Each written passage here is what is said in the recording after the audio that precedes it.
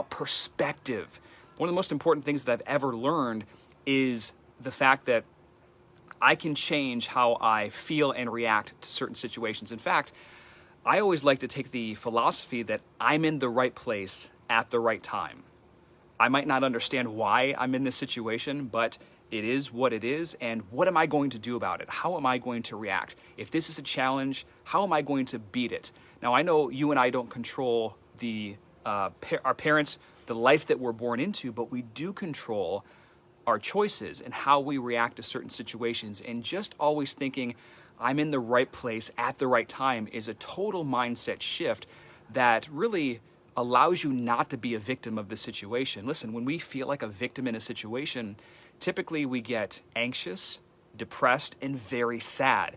That's no way to live. That's very destructive, and that will crush you emotionally, spiritually, physically, every which way. So try to think that you're always in the right place at the right time, and for whatever reason, you need this situation in your life to move on to the next level so you can obviously be bigger and better in life itself. Now, the second thing that I'll encourage you to do is practice gratitude every single day, several times a day. This keeps your mind in the right place. One of my daily activities, as soon as I wake up, I just try to really focus, take a step back, close my eyes, deep belly breathe, and think about what I am grateful for. My family, my friends, my ability to travel, the clean air that's outside, the simple things. And I tell you what, it's so hard to start off and have a bad day when you're always grateful about certain things.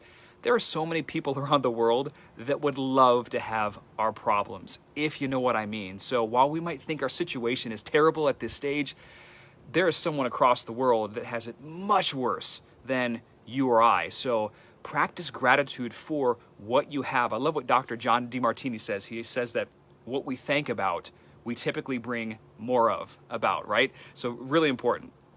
Now, the third thing to keep your mind in the right place is you have to unplug from technology, television, radio, all external stimuli coming in, because listen, if you listen to that stuff all day long, you'll be afraid to walk out of the house.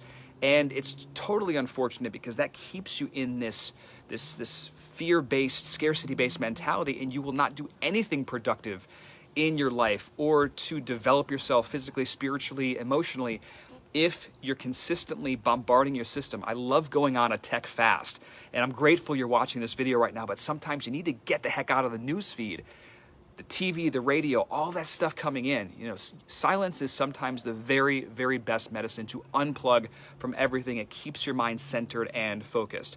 Now, the fourth point about keeping your mind healthy is to exercise and stay healthy. Don't let yourself go.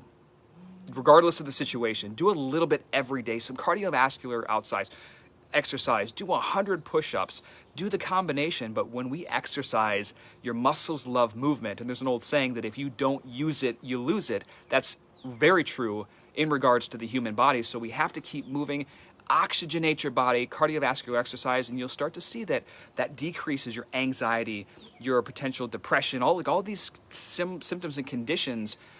And it's really just good to elevate your mindset overall. So stay active little by little, build up gradually. You don't have to run 10 miles the first day, but just do something.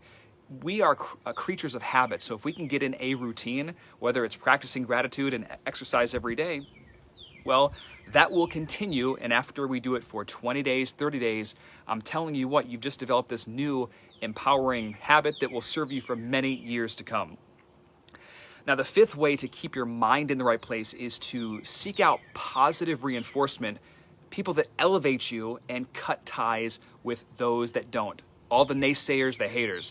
This is kind of common sense. I love what Robert Kiyosaki talks about. He says that you are the average of the 5 people that you spend the most time with. So if you're looking for more prosperity, abundance in your life, better health, you need to spend time with those individuals that are already realizing that goal. And in a situation like this, the last thing that we need is to be around the doomsdayers. I have people like this in my circle. They're not in my inner circle, but family, friends, and you know who they are. They just always pessimistic and never have anything nice to say, always just like, oh my gosh, the world is ending, I'm so scared here, blah, blah, blah. and that is so toxic for your soul. You need to be around people that will uplift you spiritually, physically, emotionally, all these things.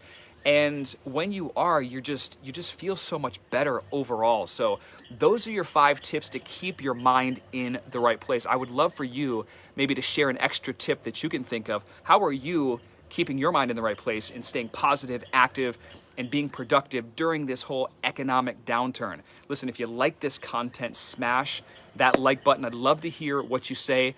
Ask me any questions. You can find me at MatthewLoop.com and or just hang out on social media. I love to hear your thoughts. Hopefully you have a fantastic day and you enjoyed this message. I'll talk to you soon. Ciao.